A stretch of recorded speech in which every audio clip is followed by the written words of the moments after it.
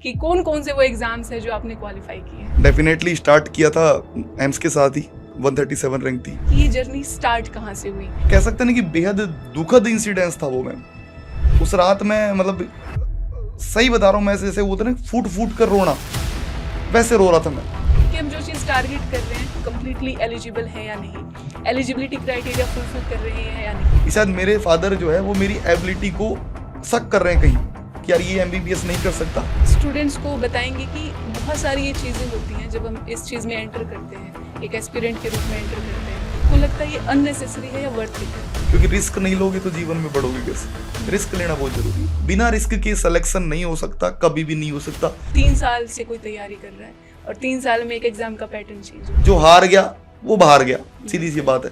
एक एडवाइस जो हर एस्पिरेंट जिस भी बैकग्राउंड से है, चाहे जो भी लेवल है उसका, उसको आप देना चाहेंगे जो उनके काम आए? तैयारी करने से पहले सोच रहे हैं कि यार तैयारी करूं या नहीं करूं, कहीं हार गया तो क्या होगा? कौन कहता है आसमान में छेद नहीं हो सकता? एक पत्थर तो तबीयत से फेंको यारो।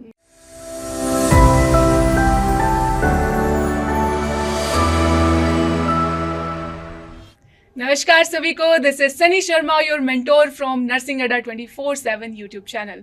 आप सभी का बहुत बहुत स्वागत है।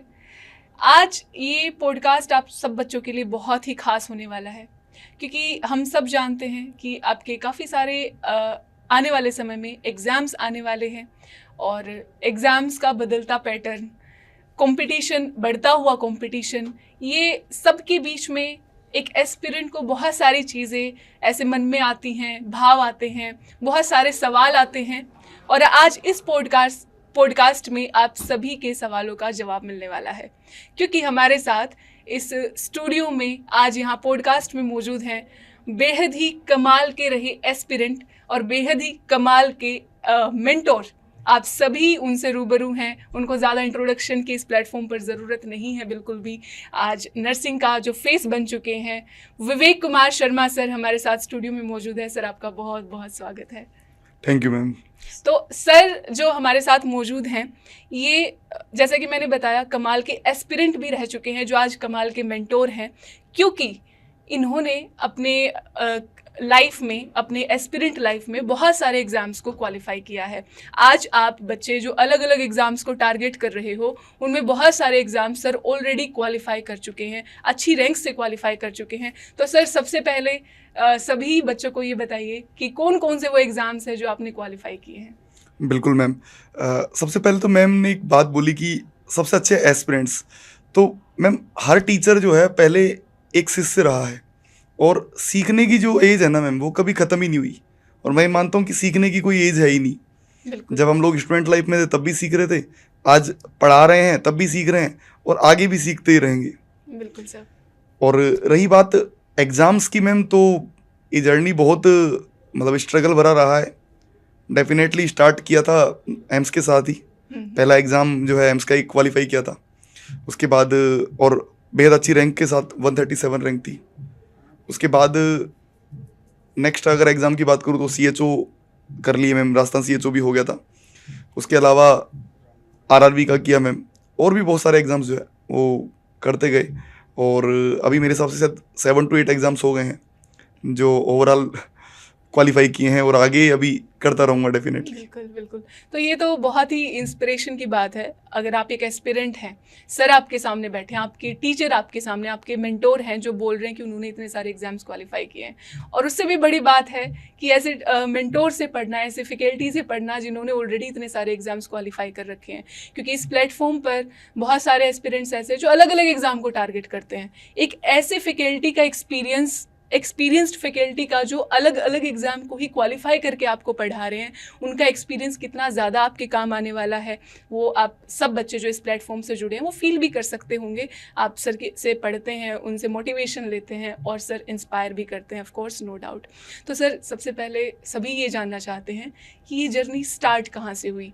मतलब एक वो जो ख्याल नर्सिंग फील्ड का आता है और फिर आपने उसके लिए कहाँ से शुरुआत की कि मुझे जो है नर्सिंग फील्ड में जाना है? फिर आपके मन में कब आया कि मुझे नर्सिंग ऑफिसर बनना है, या कोई ऐसा पर्टिकुलर, वैसे तो आपने बहुत सारे एग्ज़ाम क्वालिफाई किए हैं, कोई ऐसा स्पेसिफिक एग्ज़ाम था कि मुझे इस एग्ज़ाम को जो है टारगेट करना और इस रैंक से करना है या इस फील्ड में जाना ही है? मैम अगर मैं सच बताऊँ ना, तो मुझे 12th क्लास तक नर्सिंग का कुछ नहीं पता था कि नर्सिंग होता क्या है, नर्सिंग कैसे होता है। और सही बताऊँ, नर्सिंग वर्ड को मैं जैसे मतलब ये मतलब बच्चों वाली हरकत है, पर मैं नर्सिंग को एक जैसे वार्ड बॉय होते थे ना, वो समझता था कि नर्सिंग वाले क्या करते होंगे, वार्ड बॉय जैसे वो स्ट्रेचर को खींचते हैं वो करते हैं। एक मिथ है जो। हाँ, वो पहले में दिमाग में था। I was very brilliant student till 12th class, और मैं काफ़ी अच्छी प्रिपेयर कर रहा था नीट के लिए। मतलब हमारे टाइम पे AIPMT होता था, all India pre medical test. और मेरे को अभी भी याद है AIPMT में मेरा बहुत अच्छा रैंक आया था मैम, शायद अंडर 500 कुछ था, 534 था शायद। तो AIPMT क्रैक किया मैंने उस टाइम पे, और मेरे को कॉलेज मिला था जोका कोलकाता मेडिकल कॉलेज, और मैं जोका कोलकाता मेडिकल कॉलेज में चला गया था, मुझे ये याद है। लेकिन वहाँ क्या होता है, डॉक्यूमेंट वेरिफिकेशन होता है आपका, कॉलेज में होता था पहले हमारा कि आप आओ, और इतना टाइम मिलता था। और ये मतलब नियम शायद ये उसी साल से स्टार्ट हुआ था या पता नहीं कब से हुआ था। तो ऐसा नियम था कि 17 साल आपकी एज होना बहुत कंपलसरी है, 17 साल एज होनी चाहिए आपकी। और मेरी जो है वो जैसे डेट ऑफ बर्थ मार्च में था, और हमारा जो एडमिशन मतलब था वो अगस्त में होता है मैम, नर्स मतलब नीट में MBBS में। तो मैं वहाँ गया, तो इस वजह से मैं बाहर हो गया, मतलब उस साल, कि आपकी एज नहीं हुई है, आप MBBS नहीं कर सकते। ठीक है, मेरे को अभी भी याद है, मैं शायद वो जो रात थी जिस रात को, और एक्चुअल में मैं आपको एक और इंसिडेंस बताऊंगा इसमें, मतलब मेरे को मेरा ज्वाइनिंग लेटर मिल गया था। ज्वाइनिंग लेटर क्या होता है, अपॉइंटमेंट लेटर, कि आप अब कॉलेज में आ सकते हैं। लेकिन पता नहीं किसी एक बाबू क्लर्क बोलते हैं शायद, उनको पता लग गया कि इनकी एज 17 साल नहीं हुई है। और जैसे ही पता लगा, उन्होंने तुरंत अपने सीनियर को बताया कि ये कैंडिडेट जो है वो एज में छोटा है। तो उन्होंने वो लेटर मेरे हाथ से पकड़ के फाड़ दिया। और वो इंसिडेंस मैं ये मानता हूँ मेरी लाइफ का, मतलब कह सकते हैं ना कि बेहद दुखद इंसिडेंस था वो मैम। उस रात में मतलब सही बता रहा हूँ मैं, जैसे बोलते ना फूट फूट कर रोना, वैसे रो रहा था मैं। और मतलब यकीनन मतलब जैसे इमोशनल हो ही जाते हैं उस बिल्कुल उस जगह। यहाँ पर मैं बहुत सारे बच्चे सर रिलेट कर पा रहे होंगे, क्योंकि क्या होता है, हम तैयारी करते हैं, बिल्कुल हमें लगता है हम सिलेक्शन ले लेंगे, हम पूरी मेहनत करते हैं, हर चीज़ करते हैं, जो एग्ज़ाम पैटर्न है सब कुछ सब कर लिया।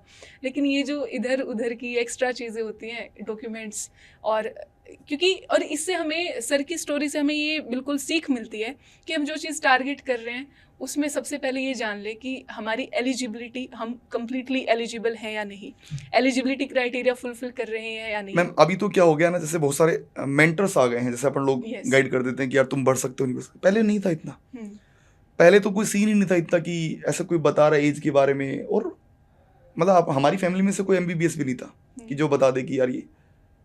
तो मैं उसके बाद मतलब बता रहा हूँ कि उस रात मतलब बेहद ऐसा हुआ। उसके बाद हम लोग जोका कोलकाता मेडिकल कॉलेज से वापस घर आ गए। नेक्स्ट ईयर वापस से प्रिपेयर किया, नीट के लिए किया, मतलब AIPMT के लिए किया। लेकिन उस टाइम एक मतलब अलग से एग्जाम लगता था PAT का, प्री आयुर्वेदिक टेस्ट। तो उसमें मैंने क्वालिफाई किया ma'am, all India rank second में, मतलब ऑल इंडिया रैंक सेकंड आई मेरी उसमें। मेरे को लगा कि चलो डॉक्टर तो जो लगाना था वो यहाँ से लग जाएगा। But one of my relative जो है, उन्होंने हमारे पिताजी को बताया कि यार ये आयुर्वेदिक में कुछ नहीं होता, इसमें ज़िंदगी खराब हो जाएगी बच्चे की। और यकीनन मैम आप ये बताइए, मैं बता मतलब ऐसा था कि कल मेरे को आयुर्वेदिक में ज्वाइन करना है, और आज सडनली जो है माइंड किसी ने जैसे बोलते हैं ना ब्रेन वॉश कर दिया हो कि नहीं यार आयुर्वेदिक नहीं करना है। तो वो आयुर्वेदिक से मैं गया नहीं, और लास्ट डे जो था कि डॉक्यूमेंट सबमिट करने का वो कल है, और मैं नहीं गया। अब दिमाग में है कि अब क्या करना है। तो मेरे को अभी भी याद है उस दिन मेरे सामने पहला वर्ड आया जो मेरे फादर ने बोला था मेरे को कि तू नर्सिंग कर ले। और आपको मैं मतलब ये मतलब बोल रहा हूँ कि मतलब मेरे को उस मोमेंट में ऐसा लगा कि शायद मेरे फादर जो है वो मेरी एबिलिटी को शक कर रहे हैं कहीं कि यार ये MBBS नहीं कर सकता, चलो नर्सिंग कर लेते हैं। तो मैं उनसे 3-4 दिन तक बोला ही नहीं कि आपने मेरी एबिलिटी पे शक किया कि MBBS नहीं कर सकता तू। पर मेरे को आज मतलब यकीनन मैं कह सकता हूँ कि is one of the best dad. और उन्होंने जो किया है ना मैम मेरे लिए, वो शायद कोई नहीं कर सकता कभी। बिल्कुल बिल्कुल सर। तो सर ने बताया कि कैसे कैसे उन्होंने उस टाइम पे वो जो स्टार्टिंग का फेज़ होता है, वहाँ पर कैसे स्ट्रगल फेस किया और कैसे फैमिली का और रिलेटिव्स का इन्फ्लुएंस रहा। ठीक है, कभी कभी जैसे रिलेटिव्स का जब इन्फ्लुएंस रहता है तो हम अच्छा गलत डिसीजन ले लेते हैं। कभी कभी हमारी जो फैमिली होती है वो इम्पोज करती है कोई डिसीजन, उसमें भी एक वक्त पे हमें सही लगता है, कभी गलत लगता है। वो आगे जब हमारे सामने रिजल्ट्स आते हैं तब हमें समझ आता है कि सही था या गलत था। तो ये इन्फ्लुएंस आप काफ़ी एस्पिरेंट्स होंगे जो अपनी लाइफ में पहले भी रहे होंगे, अब भी जब आप तैयारी कर रहे हैं तो आपको इन्फ्लुएंस करने के लिए बहुत सारे लोग आते हैं। तो सर की स्टोरीज हमें ये भी इंस्पिरेशन मिलती है कि कैसे आपके एक पॉइंट्स आते हैं, टाइम आते हैं जब आपको इन्फ्लुएंस किया जाता है, कब डाइवर्ट होना है नहीं होना है। ये डिसीजन लेना काफ़ी टफ भी होता है और इम्पोर्टेंट भी होता है। और दूसरा क्या है मैम, जो स्टूडेंट होता है ना, फ्रेशर होता है, उसका ब्रेन एक ऐसा है जैसे कोरा कागज है। बिल्कुल। आप उस पर जो लिख दोगे ना वो छप जाएगा। और पता है उस मोमेंट पे तो उसको समझ में नहीं आएगा ये बात कि यार ये लोग क्या करना चाह रहे हैं, क्या नहीं करना चाह रहे। लेकिन ये बात उसको बाद में पता लगेगी। शायद अगर मैं उस दिन नर्सिंग में एडमिशन नहीं लेता ना तो वो मेरी लाइफ का सबसे बेकार डिसीजन होता, मेरे को लगता है। तो बहुत सारे लोग सोचते हैं ना कि अपने माता पिता के डिसीजन पे शक करते हैं कि नहीं यार शायद मेरे फादर मेरा अच्छा नहीं करना चाह रहे या ऐसा। यकीनन मैं बोलता हूँ कि भगवान तो है, हमने सब जानते हैं कि भगवान है, लेकिन भगवान के बाद माता पिता क्यों हैं? वो इसीलिए हैं क्योंकि वो आपके लिए सबसे बेस्ट कर सकते हैं, कोई और कुछ नहीं कर सकता। मैम कहते हैं ना कि पड़ोसी ये वो ये कोई नहीं। 3 लोग हैं जो आपकी ईमानदारी से आपकी सफलता पर जो है वो तालियां बजाते हैं। मैं मानता हूँ एक माता पिता, आपके गुरुजन, 3 लोग हैं, माता पिता और गुरुजन। बिल्कुल सर। और यही आपकी सफलता पर ताली बजाएंगे। बिल्कुल। नर्सिंग करना लाइक एक समझ रहे हो ना कि एक ड्रीम को खत्म करके दूसरे एक मेंटल हेल्थ नर्सिंग में एक टर्म होती है सब्स्टिट्यूट, कि हमने सब्स्टिट्यूट कर लिया मैंने कि मैं एमबीबीएस नहीं कर सकता, मैं नर्सिंग कर लेता हूँ। लेकिन उस टाइम भी बिल्कुल इंटरेस्ट नहीं आ रहा था कि यार नर्सिंग कर रहा हूँ यार। और पता है मैम जब मैं उन मतलब फर्स्ट ईयर में जब मैं स्टूडेंट जा रहा था, कॉलेज में जाता था, तो अब पता है पहला इंटरेक्शन किसके साथ हुआ? एक जीएनएम वाले बच्चे के साथ। तो मैंने ऐसे ही नॉर्मली पूछ लिया कि भैया आपने क्या किया, तो वो बोला मैं तो 12th आर्ट्स से हूँ। तो एक समझ में आया कि यार 12th आर्ट्स के बच्चे के साथ मैं कैसे पढ़ूंगा। मतलब वहाँ पे जीएनएम और नर्सिंग में डिफरेंस नहीं पता था भाई, वहाँ पता ही नहीं था कि जीएनएम क्या और नर्सिंग क्या। मैंने कहा 12th आर्ट्स वालों के साथ पढ़ूंगा क्या मैं। और बेसिकली जो पहले, हालांकि जो पहले दिन जो बैठा है ना हम लोगों को, मतलब ओरिएंटेशन होता है कि तुम्हारा मतलब होता है ना पहले दिन ओथ सेरेमनी ऐसा करके होता है, तो बैठा है भी जीएनएम वालों के साथ। तो वो माइंड में और बैठ गया कि अरे यार अब क्या कर रहे हैं यार, ये जिंदगी कहाँ से कहाँ जाएगी, पता नहीं क्या होता है। फिर नर्सिंग कर लिया, जब लगा कि यार अब क्या, और मतलब वहाँ पे गोल बिल्कुल फिक्स था कि मतलब ऐसा बेसिकली ऐसा था कि फैमिली में किसी की जॉब लग गई थी मैम एक, तो उसको देख के इंस्पिरेशन आ गया कि यार जॉब लगनी है। तो अब जॉब लगने का तरीका और तो कुछ था नहीं। जॉब लगने का तरीका क्या था? नर्सिंग। किसी सीनियर से सुना था ऐसे ही कि भाई जब तुम जॉब मतलब नर्सिंग खत्म हो जाएगी ना तो उसके बाद तुमको एग्जाम मतलब तैयारी करनी पड़ेगी। पहले ये वर्ड बहुत इंपॉर्टेंट था कि नर्सिंग के बाद तैयारी करो तुम, तो तुम्हारा सिलेक्शन होगा। तो वो बात दिमाग में बैठ गई कि तैयारी क्यों करूं मैं तो डायरेक्ट सिलेक्शन लेके बताऊंगा कि तैयारी नहीं करूं। मतलब एक समझ रहे हो ना जुनून, कि वो फ्रस्ट्रेशन थी कि एमबीबीएस में नहीं हुआ, तो ये फ्रस्ट्रेशन को कहाँ निकालूं? घर वालों पे नहीं निकाल सकते, किसी फ्रेंड पे नहीं निकाल सकते, किसी और चीज़ पे नहीं निकाल सकते, तो फ्रस्ट्रेशन कहाँ निकाले? तो फ्रस्ट्रेशन निकाली कॉम्पिटिशन पर, और पहला ही एग्जाम क्रैक करके बताया। फ्रस्ट्रेशन निकालने का ये तरीका तो सबको अपनाना चाहिए। यकीनन मैम, बिल्कुल बिल्कुल बिल्कुल सर। तो फिर आगे के जो अब मेन जो चीज़ें थी कि एक हम जो डिग्री लेते हैं, डिग्री लेते लेते फिर एक सपना देखते हैं कि नौकरी पानी है, बिल्कुल रोजगार पाना है, और वही हमारे एस्पिरेंट्स भी हैं अब। तो आपने फैमिली बैकग्राउंड क्या था? क्या कभी सोचा कि मैं पहले साइड वाइज जॉब भी करूं और एग्ज़ाम की भी तैयारी करूं, या फिर माइंड में क्लियर था कि नहीं मुझे कोई मतलब फैमिली बैकग्राउंड अच्छा है और केवल मुझे सिलेक्शन लेना है और नर्सिंग ऑफिसर की तैयारी करनी है? मैम फैमिली बैकग्राउंड की बात करूँ ना तो फैमिली में, मेरी फैमिली में 2 पिलर ऐसे खड़े हुए हैं, उन्होंने कभी मेरे को पीछे का एहसास ही नहीं होने दिया। एक थे मेरे फादर और एक थे मेरे बड़े ब्रदर, बड़े भैया।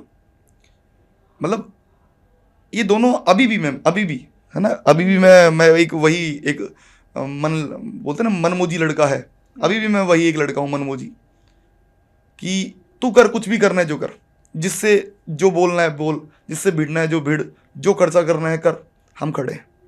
तो मेरे साथ वो दोनों थे मैम, और अभी भी हैं, अभी भी हैं, अभी भी देवर लाइक कि जो करना है कर। और हमेशा से उन दोनों ने सपोर्ट किया है। मदर तो मतलब ज़्यादा पढ़े लिखे नहीं है, लेकिन ब्रदर जो है वो इंजीनियर है, IIT रुड़की से पास आउट, फादर भी। और मेरे फादर ने मतलब उस टाइम पे मैम RS प्री क्लियर किया था। तो आप समझ सकते हो ना, एजुकेशन का बैकग्राउंड उनको पता था कि एजुकेशन की इंपॉर्टेंस क्या होती है, ये वहीं से लेकर आ रहे हैं खुद के साथ में। आप सोचो, जो 19 शायद एग्जैक्ट ईयर नहीं याद है, 1970 के आसपास की बात बता रहा हूँ, उस टाइम RS क्लियर किया था। सर एजुकेटेड पेरेंट्स होना, वैसे तो पेरेंट्स सपोर्टिव रहते हैं, चाहे उनका बैकग्राउंड एजुकेशन का जो भी रहा हो। हर पेरेंट्स ये सपना देखते हैं कि हमारा बच्चा अच्छे से पढ़ लिख जाए, और एजुकेटेड अगर मिल जाते हैं पेरेंट्स, वो एक ब्लेसिंग के तौर पर हमारे काम आता है। बिल्कुल। तो सर हम जानना चाहेंगे कि जो भी एग्ज़ाम्स आपने टारगेट किए, उसके लिए तैयारी कैसे शुरू की? मैम तैयारी का बताऊँ ना, अगर जैसे मैंने कोई मतलब स्पेसिफिक कोचिंग नहीं किया कभी भी, सही बता रहा हूँ। जैसे नर्सिंग में तो कभी नहीं किया कि यार लो मैं एम्स के लिए कर लूँ या मैं RRB के लिए कर लूँ, नहीं, ऐसा कुछ नहीं किया। पर ये था कि 4th ईयर में जो सीनियर थे ना, वो बड़े हेल्पफुल थे मैम। तो वो लोग खुद के नोट्स दे देते थे कि ये लो नोट्स पढ़ लेना। मतलब सीनियर की बात बताता हूँ, एक सीनियर थे हमारे ना, शायद वो देख भी रहे होंगे मेरे को, और वो अभी रेलवे में पोस्टेड भी है। तो वो जब 4th ईयर में थे तब मैं 1st ईयर में था।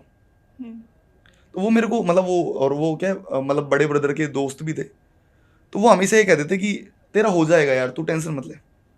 तो उन्होंने क्या करते थे, वो हर साल मेरे को सपोर्ट कर देते थे कि यार ये कर ले, ये सवाल पढ़ ले, ये कर ले, ऐसे कर ले, वो कर ले। तो 4th ईयर तक आते आते मेरे को ये सब चीज़ों का पहले ही बेसिक नॉलेज हो गया था कि क्या चीज़ें होती हैं और क्या क्या सब्जेक्ट इंपॉर्टेंट है और क्या कर लेंगे तो सिलेक्शन हो जाएगा। मतलब जैसे बहुत सारे बच्चों को, अभी 4th ईयर वाले बच्चों को उठा के देखे ना, तो उनको नोट सेट का पैटर्न ही नहीं पता कि एम्स का पैटर्न क्या होता है, एक्चुअल में नहीं पता ना। ये तो खैर कोचिंग वाले आजकल तो चलो होने लग गया, लेकिन मैं बात कर रहा हूँ ये 2015-2014 तक की। तो वहाँ नहीं पता होता था बच्चों को कि यार एम्स भी क्या है, नोट सेट भी क्या है। उन्होंने ये सब चीज़ें पहले ही क्लियर कर दी थी मेरे माइंड से कि यार ये क्या होता है। तो वहीं से एक बेसिक बन गया था, और बेसिक यही था कि कंपटीशन तो अब बढ़ा है कोविड के बाद। कोविड के बाद से लोगों के दिमाग में एक चीज़ आ गई है कि कुछ भी, सब फील्ड बंद हो सकते हैं। बड़े से बड़ा फील्ड बंद हो गया, लेकिन नर्सिंग बंद नहीं हुआ, ना डॉक्टर बंद हुए, they were the front line warriors. तो ये फील्ड कभी बंद हो ही नहीं सकता। तो इसके बाद भीड़ पड़ी, और कंपटीशन तो इसके बाद आया, असली कंपटीशन।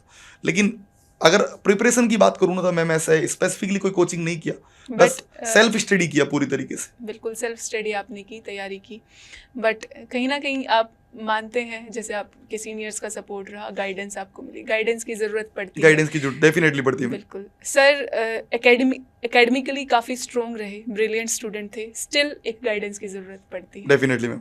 बिल्कुल सर। तो अब एग्ज़ाम्स, जब आप एक एस्पिरेंट तैयारी करता है, आपने स्ट्रगल क्या क्या फेस किए उस तैयारी के दौरान? मतलब बाहरी स्ट्रगल्स के अलावा जो अंदर जो संघर्ष चल रहा था। मेंटली स्ट्रेस मैम बहुत आया। मेंटली स्ट्रेस की अगर बात करूँ ना, क्योंकि एक तो सिचुएशन से लड़ना, कि जैसे मैं जब 4th ईयर में था ना, तो हम लोगों की एक इंटर्नशिप होती है, हॉस्पिटल ड्यूटी लगती है, 6 महीने की होती है इंटर्नशिप ना। तो उस टाइम क्या करते थे मैम कि डॉक्टर्स होते थे ना, जैसे व्हाइट कोट में, एक तो अपना, क्योंकि नर्सिंग वालों का कोट हाफ होता है और डॉक्टर्स का फुल होता है, ये एक बेसिक डिफरेंस होता है ना। तो जब मैं वो कोट पहनता था ना, मेरे को लगता था कि यार मेरा ये कोट नहीं होना चाहिए, मेरा वो एप्रोन होना चाहिए जो उस डॉक्टर ने पहना हुआ है। तो एक वो समझते हो ना, एक वो चिड़ मची रहती थी। तो कई बार तो हॉस्पिटल ड्यूटी करने नहीं जाता था कि यार मैं नहीं जाऊँ, मेरे को वो देख के वैसा लगेगा ना। तो एक स्ट्रगल तो मेंटली, सबसे बड़ा स्ट्रगल तो मेरे साथ यही रहा कि मैं डॉक्टर्स के लिए, मेरा थोड़ा सा ऐसा रहा कि यार मेरे को डॉक्टर बनना है यार। और आप यकीन नहीं करोगे, मैं जब मतलब नीट के पीछे लगातार मतलब 4-5 साल तक भागा हूँ मैं। कई बार अच्छे कॉलेज के चक्कर में छोड़ दिया कि यार अच्छा कॉलेज नहीं मिला, कहीं ये वो, तो स्ट्रेस तो आया। और कोचिंग के टाइम पे स्ट्रेस मतलब इतना ज़्यादा नहीं आया कि यार कि नौकरी नहीं लगेगी तो क्या हो जाएगा, खोने को नहीं है ना कुछ भी ऐसे। सर और आपने एक मैं मतलब जो अभी स्टूडेंट प्रिपेयर कर रहे हैं ना, एक्चुअली पता है सबसे बड़ी गलती क्या करते हैं ये लोग, भविष्य में क्या होगा इसको सोचकर ज़्यादा डरते हैं बिल्कुल कि यार अगर नहीं हुआ तो क्या हुआ, हाँ, अगर ये नहीं हुआ तो क्या होगा, अरे नहीं होगा तो क्या होगा। वो कहते हैं ना कि कुछ भी नहीं होगा तो तजुर्बा तो होगा ही होगा। बिल्कुल बिल्कुल तो वही एक चीज़ है कि मतलब किसी भी चीज़ को स्टार्ट करने से पहले ही डरना तो सबसे बड़ी कमजोरी है। और पहला स्टेप अगर आपने उठा लिया कि यार पहला स्टेप अगर आपका स्ट्रोंग रहा तो यकीनन रिजल्ट बहुत स्ट्रोंग रहेगा। तो पहला स्टेप जो जिससे बच्चे डरते हैं कि यार सब लोग डर रहे हैं कि यार पहला स्टेप, और एक्चुअली मैं मतलब नर्सिंग में बता रहा हूँ ना कि बहुत सारे लोगों को लगता है कि यार मैं फाइनेंशियली मैं कैसे सपोर्ट कर सकता हूँ। तो अगर आपने खुद को 6 महीने दे दिए ना, ये 6 महीने की कहानी है पूरी। मैं हमेशा बोलता हूँ कि 6 महीने की कहानी है, अगर आपने 6 महीने खुद को दे दिए तो you will definitely get select. बिल्कुल बिल्कुल। और अगर आपने वो 6 महीने बहानेबाजी कर ली कि यार कल से पढ़ूंगा, आज से नहीं, कल से पढ़ूंगा यार, परसों से पढ़ूंगा यार, अभी तो एग्जाम आने में टाइम है यार, नोटिफिकेशन नहीं आया यार, अभी तो ये मतलब पता है इंसान सबसे ज्यादा बहाने किससे लगाता है? खुद से। बिल्कुल ये सच बात है। एक मेंटली हमारी साथ दिक्कत पता है क्या है? जैसे अगर अपन पढ़ने बैठेंगे ना, तो पढ़ने कब बैठेंगे आप एक बात हो, जैसे आपको एक टाइम देता हूँ कि आप अभी 10:06 हो रहे हैं और एक आप पढ़ने बैठोगे 10:15 से, आप क्या टाइम चूज करोगे? 10:15। क्यों? क्योंकि आपके ब्रेन को आराम चाहिए। बिल्कुल ब्रेन ने पहले ही सोच लिया कि मैं वही चीज करूंगा जिससे मेरे को आराम मिलेगा। बिल्कुल कंसिस्टेंसी बहुत जरूरी हाँ, है इसमें। तो बिल्कुल, और खुद से ईमानदारी बहुत बहुत बड़ी। जरूरी है। कई लोग सोचते हैं हमारी किस्मत में नहीं है, कई लोग सोचते हैं कि भगवान ने नहीं चाहा, कई लोग, लेकिन भाई भगवान भी तभी साथ देता है जब आप लड़ते हो, जब आप संघर्ष खुद करने की शक्ति रखते हो। एक सेइंग भी है, कहावत भी है कि इस वक्त आप जहाँ पर हो और इस वक्त जो आपके पास है वो वही है जो आप डिजर्व करते हो। बिल्कुल बिल्कुल बिल्कुल सर। अच्छा, आपने एक चीज़ मेंशन की कि आप 4-5 साल तक नीट के पीछे भागे और एक स्ट्रेस काफ़ी चीज़ों का रहा, तो आप स्टूडेंट्स को बताएंगे कि बहुत सारी ये चीज़ें होती हैं जब हम इस चीज़ में एंटर करते हैं, एक एस्पिरेंट के रूप में एंटर करते हैं, क्योंकि हमने अपना टाइम, अपनी मेहनत, अपने पैसे, बहुत सारी चीज़ें इन्वेस्ट की होती हैं, तो हम उसको बस पाने की इच्छा रखते हैं कि बस मिल जाए। इसके लिए मैं 4-5 साल, 4-5 अटैम्प्ट या फिर ड्रॉप ऑफ करके ये सारी चीज़ें करते हैं। आपको लगता है ये अननेसेसरी है या वर्थ इट है? मैं मतलब देखो, ड्रॉप लेना कोई गलत नहीं है ना, कि कभी भी ड्रॉप ले रहे हो, 12th वाला बच्चा अगर ड्रॉप ले रहा है तो कोई गलत नहीं है, इसमें लेना चाहिए, क्योंकि रिस्क नहीं लोगे तो जीवन में बढ़ोगे कैसे? रिस्क लेना बहुत जरूरी है, लेकिन वो एक लिमिट के बाद। जैसे आपने 1 साल कर लिया, ठीक है, आप ड्रीम के पीछे भाग लिया अच्छे से 12th के बाद, या नर्सिंग कर ली, नर्सिंग के बाद भी आपने लगातार 5-6 साल हो गए, तो फिर वो भी थोड़ा ज्यादा हो गया। हाँ, ये वही बात, वो भी ज्यादा हो गया। लेकिन आप रिस्क लीजिए, रिस्क नहीं लोगे तो कुछ भी नहीं है। बिना रिस्क के सिलेक्शन नहीं हो सकता, कभी भी नहीं हो सकता। आपको कुछ तो दाव पे लगाना पड़ेगा। बिल्कुल, और रिस्क लेना इज डिफरेंट थिंग। जब हम एक शुरुआत कर रहे होते हैं, हमारे अंदर डर होता है, वो रिस्क है, वो हमें लेना चाहिए बिल्कुल। अगर कुछ डिसाइड किया है तो वो शुरुआत में लगता ही है, लेकिन वो चीज़ भी हमें समझ आने लगती है कि अब रिस्क नहीं रह गया है, अब हमें क्लियर हो गया है कि हम कितने काबिल हैं, कितना हमारे अंदर पोटेंशियल और कितना कर सकते हैं। एक बेवजह उस चीज़ के पीछे लगे रहना और टाइम देना, वो गलत है। अगर मैं नीट के पीछे लगे रहता और नर्सिंग में नहीं आता तो शायद यहाँ बैठा भी नहीं होता कभी। और मैं पता है एक चीज, मतलब मैंने उसको कैसे सप्रेस किया कि मतलब जैसे सिलेक्शन हो गया, सब कुछ हो गया, तो मैंने टीचिंग जो स्टार्ट किया ना, पहले नीट को पढ़ाया मैम मैंने, कि मैं पहले नीट वालों को ही सेलेक्ट कराऊंगा। तो पहले 1 साल जो दिया ना वो नीट को दिया कि नीट को पढ़ाऊंगा पहले, और नर्सिंग उसके बाद ही आया कि नर्सिंग तो चलो अब ये पैशन बन गया, और अब मैं नीट वालों को नहीं पढ़ा सकता, अब मैं नर्सिंग को पढ़ा सकता हूँ। तो आप करिए, डेस्टिनी आपको चेक करेगी जरूर हर तरीके से। और मैं मतलब हमेशा एक बात बोलता हूँ, क्लास में भी बोलता हूँ, कि जब अपन तैयारी कर रहे हैं ना, जितने भी बुरे काम होने ना, बुरे काम मतलब किसी का ब्रेकअप होना है, गर्लफ्रेंड से ब्रेकअप हो रहा है, किसी का घर में कोई कलेश हो रहा है, लड़ाई हो रही है, किसी का शादी फिक्स हो रहा है, किसी का जॉब छूट रहा है, किसी के फाइनेंशियल क्राइसिस, वो सब इसी समय आएंगे मैम। क्यों? क्योंकि यूनिवर्स, हाँ, universe wants to check you. केवल यही परीक्षा नहीं है, ये हाँ। सारी परीक्षाएं आपको देनी पड़ेंगी, तब जाके वो मुकाम हासिल होता है। मेंटली बहुत जरूरी है खुद को बिल्कुल एक सर। स्थापित करने के लिए, एक सफल होने के लिए मेंटली होना बहुत जरूरी है। बिल्कुल। तो ऐसी क्या क्या चीज़ें हैं जो स्ट्रेस फ्री रहने के लिए कर सकता है एक एस्पिरेंट? पढ़ाई तो चलो करते हैं, देखो सबसे पहली चीज़ जो एक एस्पिरेंट, आप सब खुद भी फील करते होंगे, अगर आपको स्ट्रेस फ्री रहना है ना, तो वर्कलोड को वो लोड मत होने दो, इकट्ठा मत होने दो। आपने अगर कोई टारगेट बनाया है कि मुझे इतना पढ़ना है और कंसिस्टेंसी नहीं रखी, इरेगुलरिटी आ गई, बीच में गैप आ गया, तो आपका फिर वो इकट्ठा होता जाता है। सबसे ज़्यादा स्ट्रेस यही देता है। और जब आप खुद फील करेंगे, जब आप पढ़ लेते हो ना बहुत सारा, आपको एकदम स्ट्रेस फ्री माइंड हो जाता है, अच्छा लगता है, हैप्पीनेस लगती है। और सर और क्या चीज़ें कर सकते हैं जिससे एक मतलब एस्पिरेंट जो है वो स्ट्रेस फ्री माहौल स्ट्रेस फील फ्री करे? रहे, बिल्कुल। तो मैम देखो, अभी तो मतलब हालांकि जैसे हम लोग जब उस टाइम पे थे तो उस टाइम पे इतना मोबाइल का क्रेज नहीं था, है ना। मैं तो सही बता रहा हूँ, मतलब ये जियो जग वगैरह जो भी नेट वेट आया, ये सब बाद में आया मैम, है ना। हमारे टाइम पे तो 1 GB बड़ा महीने भर चलाना पड़ता था, अपने को पूरा महीने भर चलाना पड़ता था। आपने फेस किया होगा ये तो डेफिनेटली। तो अभी इतने सारे टूल्स आ गए हैं मैम कि उनको यूज नहीं कर रहा कोई। मोबाइल में 5 मिनट इंस्टाग्राम चलाने लग गए तो वो फिर वो रील्स स्क्रॉल होती जा रही है, वो 30 मिनट से स्क्रॉल गए, 1 घंटा गया, और फिर 1 घंटे पता रहा अरे यार पीडियाट्रिक रखी रहेगी। स्ट्रेस का रीजन एक, है ना, ये रीजन है मैम स्ट्रेस का। क्यों? क्योंकि आपने वो 1 घंटा वहां खराब कर दिया। दूसरा रीजन स्ट्रेस का, कॉल पे बात, यार तेरा क्या हो गया, तेरा क्लियर कितना हो गया, मेरा MSN हो गया, भले उसका कुछ नहीं हुआ। एक वर्ड या एक सेंटेंस पूरे दिन में किसी कॉल पे आपको ऐसा सुन जाए, वो आपको वो स्ट्रेस देके जाएगा, कई दिन तक वो स्ट्रेस देके जाएगा, 3-4 दिन तक। तीसरा, दूसरे का सिलेक्शन हो गया, आपका नहीं हुआ, तीसरा स्ट्रेस। क्यों? क्योंकि हमारा जो ब्रेन है ना, मैं आपको हमेशा बार बार, क्योंकि ब्रेन हमारा ऑलरेडी ये फिक्स कर चुका है। जैसे एक वो 3 इडियट्स में डायलॉग आता है ना कि अगर दोस्त फेल हो जाए तो इतना दुख नहीं होता जितना दोस्त जो है फर्स्ट आ जाए तो दुख होता है। यहाँ भी वही साइकोलॉजी है कि आपका दोस्त का सिलेक्शन हो गया तो अब आप स्ट्रेस में चले गए। तीसरा स्ट्रेस, पहला मोबाइल का स्ट्रेस, दूसरा फोन वाला कॉलिंग वाला स्ट्रेस, तीसरा सिलेक्शन का स्ट्रेस, चौथा आपको बताता हूँ लग्जरी लाइफ का स्ट्रेस। मेरे दोस्त के पास तो आईफोन है, यार मेरे पास नहीं है। मेरे दोस्त के पास तो गर्लफ्रेंड है, यार मेरे पास नहीं है। यार मेरे दोस्त, समझ रहे हो ना, ये आजकल के यूथ में, आजकल की, और भले वो मतलब सच नहीं है मैम, हर चीज सच नहीं है। आज जो इंस्टाग्राम पे दिख रही है, फेसबुक पे दिख रही है, वो हर चीज सच नहीं है। हर कोई ट्रेंड को फॉलो करना चाहता है, बट दे वांट टू, हाँ वो फॉलो करना चाहते हैं।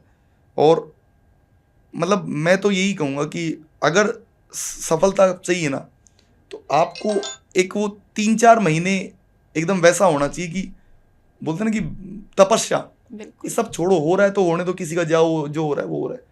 एथिकली और मेंटली दोनों रूप से स्ट्रॉन्ग बनने की जरूरत है। अगर आप पूरी तरीके से भगवान पे भरोसे हो जाओगे तो भी नहीं होगा, बिल्कुल।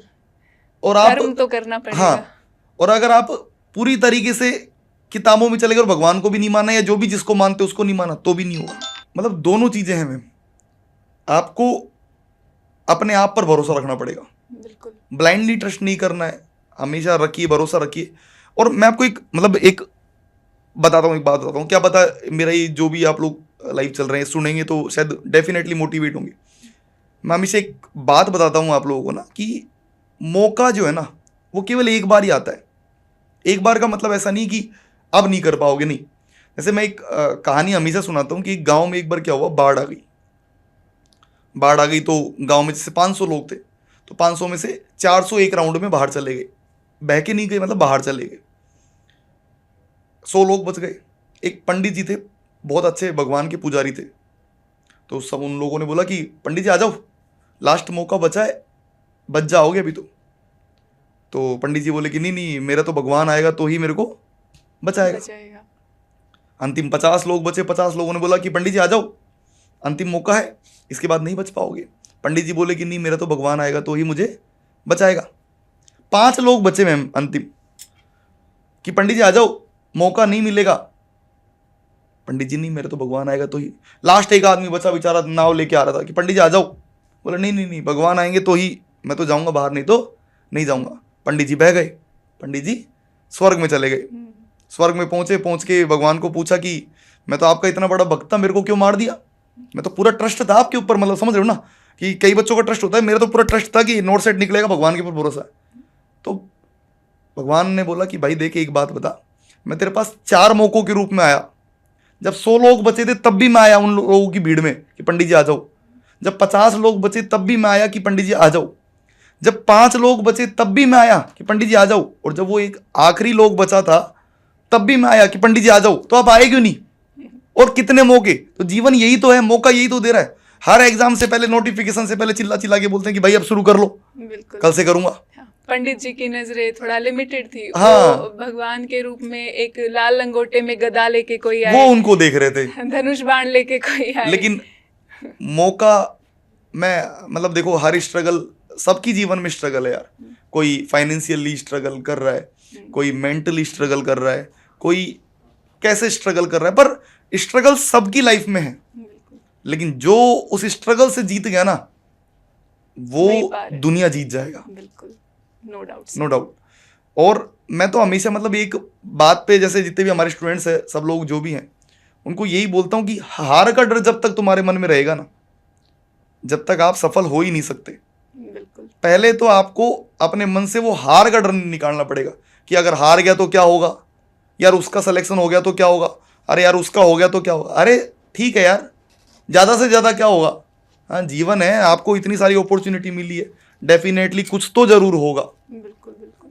वो एक लाइन भी बड़ी अच्छी मेरे को तो याद आई है मैम यहाँ पे, कि आपको हौसला रखना ही पड़ेगा, कि रख हौसला वो मंजर भी आएगा, प्यासे के पास चलकर समंदर भी आएगा, न थक कर बैठ ए मंजिल के मुसाफिर, मंजिल भी मिलेगी और मजा तो डेफिनेटली आएगा, आएगा ही आएगा। बहुत बहुत बढ़िया सर। अभी हम देखते हैं काफ़ी सारे एग्जाम्स में हमें एक चेंजिंग एग्जाम पैटर्न्स देखने को मिले हैं, और एग्ज़ाम्स रेगुलरली हो रहे हैं या 3-4 साल के अंतराल में हो रहे हैं, उसमें भी डाउट्स आने लगे हैं हमारे नर्सिंग के फील्ड्स में। वैसे एग्ज़ाम काफ़ी सारे आप देखेंगे कि CHO है, CHO के स्टेट एग्ज़ाम्स हो रहे हैं हमारे, RR भी रेलवे एग्ज़ाम्स ले रहा है, जिसको काफ़ी क्रेज़ है, बच्चों में फॉलो कर रहे हैं और उनको करना है, इस एग्ज़ाम को टारगेट करना है, अच्छे से तैयारी भी कर रहे हैं।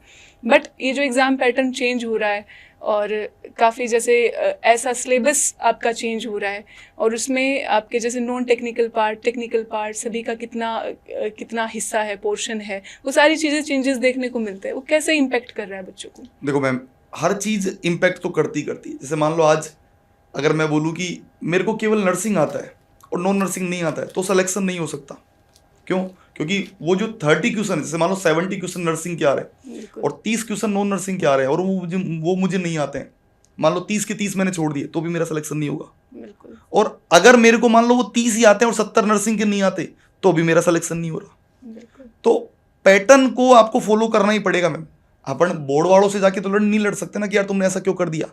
हाँ, और हमेशा एक बोलते हैं रिजिड बनना भी तो बेवकूफ़ी है। सबसे ज्यादा ये प्रॉब्लम फेस कर रहे हैं वो बच्चे, मान लो 3 साल से कोई तैयारी कर रहा है और 3 साल में एक एग्जाम का पैटर्न चेंज हो गया। बिल्कुल। अब सिलेबस चेंज, जैसे मैं आपको इसको बताता हूँ, जैसे राजस्थान CHO की बात करूंगा मैं ना, राजस्थान CHO का पिछले साल तक सिलेबस अलग था। बिल्कुल बिल्कुल है ना। इस साल जैसे आया तो इस साल कंप्यूटर और ऐड कर दिया, और भी बहुत सारी चीजें ऐड कर दी। और सिर्फ एडिशन नहीं हुआ है, हमें ये भी देखने को मिला है काफी ज्यादा, लाइक 45 मार्क्स का कंप्यूटर, 45 मार्क्स के आपके GK का और जनरल साइंस का पोर्शन, करंट अफेयर्स का पोर्शन, और आपके 45 मार्क्स के मैथ्स एप्टीट्यूड वगैरह। CHO में, राजस्थान CHO में आपका एप्टीट्यूड नहीं है, ये भी राहत है बच्चों को, बट बाकी का जो पोर्शन है काफ़ी एडिशन हुआ है। लगभग 180 मार्क्स का नॉन टेक्निकल पार्ट है, 270 मार्क्स का आपका प्रोफेशनल एबिलिटी का पार्ट है।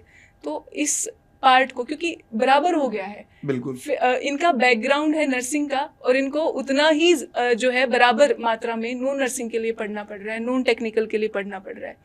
ये कैसे बच्चे टैकल करें इसको? मैम एक्चुअली मतलब 2 चीजें हैं, है ना, कि इसको देखकर जो डर गया ना, वो तो शुरुआत में डर गया, वो तो बाहर हो गया, क्योंकि चीजें सबके लिए बराबर हाँ है। वो सबके लिए बराबर है। जैसे आज आपको अगर मान लो 150 क्वेश्चन करने, तो मुझे भी करने, वो सबको करने। तो पहला स्टेप तो वही है, जो हार गया वो बाहर गया, सीधी सी बात है।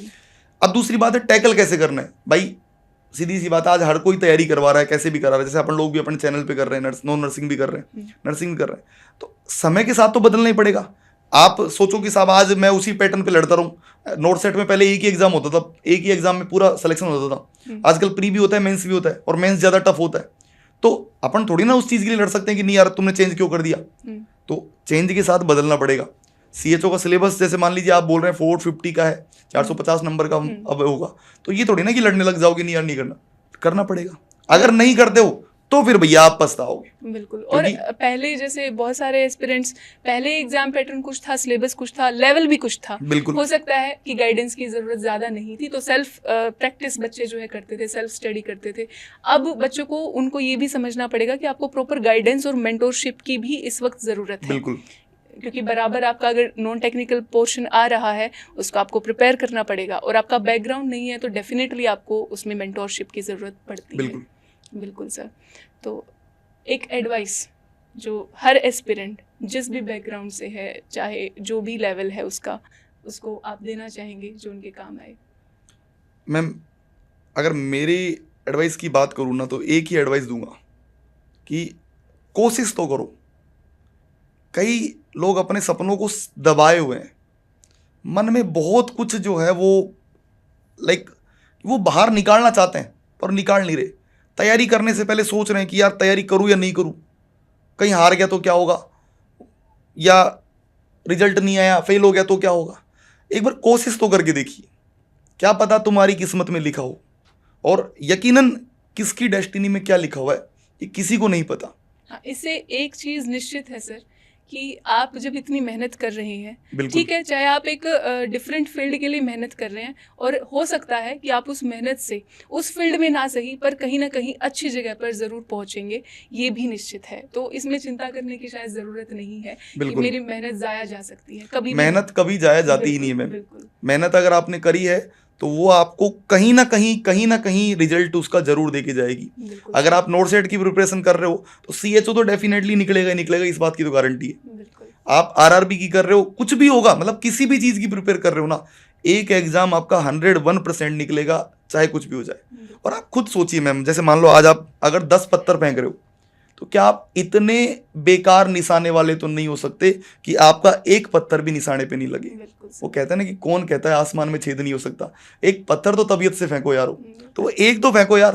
तुम एक ही नहीं फेंकते, तुम तो बस उसमें डर बैठा लिया है मन में कि यार नोट सेट, एक नाम से डर गए कि नोट सेट बड़ा है मैं तो नहीं दे सकता, RRB तो बहुत बड़ा है मैं नहीं दे सकता। मेहनत तो करके देखो, ईमानदारी से मेहनत करके देखो, और यकीनन मैं आपको एक बताता हूँ मैं कि लाइफ का बेस्ट डे क्या होगा। लाइफ का बेस्ट डे वो होगा जिस दिन PDF में रोल नंबर होगा। एक PDF आएगा वाइट सा, उसमें एक रोल नंबर होगा, और वो रोल नंबर मैम आपकी जिंदगी बदल देगा हमेशा के लिए। और भाई उस दिन मैं कह रहा हूं, एक इस वीडियो को देखने के बाद है ना, अगर लगे ना तो एक खुद से वादा करना कि आज के बाद अगले 6 महीने खुद को दूंगा, हार जीत वो भगवान के ऊपर छोड़ दो, पूरी ईमानदारी से मेहनत करके देखो, और जिस दिन रिजल्ट आ जाए ना भाई, उस दिन अपने माता पिता के गले लग जाना। इससे बढ़िया मौका कुछ हो ही नहीं सकता। उस दिन अगर उन लोगों की आंखों में आंसू नहीं हुए तो आप ये मान के चलिएगा आपने सब कुछ जीत लिया। आप अपने माता पिता को प्राउड कैसे करा सकते हो, उसका केवल और केवल एक तरीका यही है। आप शरीर से हो सकता है बहुत जिम जाते हो, बॉडी बना लोगे, आप सब काम कर लोगे, लेकिन एक सिलेक्शन लेकर दे दो उनको यार, उनका जीवन हमेशा के लिए सफल हो जाएगा, हमेशा के लिए वो नो डाउट सर बेस्ट हो जाएंगे। तो ये थी आपके मेंटोर विवेक कुमार शर्मा सर की कहानी। क्योंकि आप सभी जो हैं नर्सिंग ऑफिसर बनने का एक सपना देख रहे हैं, नर्सिंग फील्ड में जाने का एक सपना देख रहे हैं, बहुत ज़रूरी था आप सब बच्चों के लिए एक ऐसे मेंटोर का सेशन, उनका एक्सपीरियंस आप सब बच्चों के लिए बहुत ज़रूरी था जानना कि कैसे कैसे, क्योंकि बहुत सारी चीज़ें हैं जो आप रिलेट कर पाओगे उनकी जर्नी से, उनके एक्सपीरियंस से, और आगे आपको इससे ये भी पता चलेगा कि आपको क्या डिसीजन लेना चाहिए किस पॉइंट ऑफ टाइम पे आपको। क्योंकि बहुत सारा जैसे कि सर आपने बताया कि केवल ये परीक्षा आपके एग्ज़ाम तक की नहीं होती है, एक्स्ट्रा बहुत सारी चीज़ें होती हैं, आपका पर्सनल रिलेशंस, आपकी फैमिली क्राइसिस, फाइनेंशियल क्राइसिस, और भी बहुत सारी स्ट्रगल्स, उन सभी एग्ज़ाम्स को आपको पास करना पड़ता है एज अ एस्पिरेंट। तब जाके आप ये जो एग्ज़ाम की तैयारी कर रहे हैं, ऑफिसर बनने की तैयारी कर रहे हैं, इसमें सिलेक्शन पाते हैं।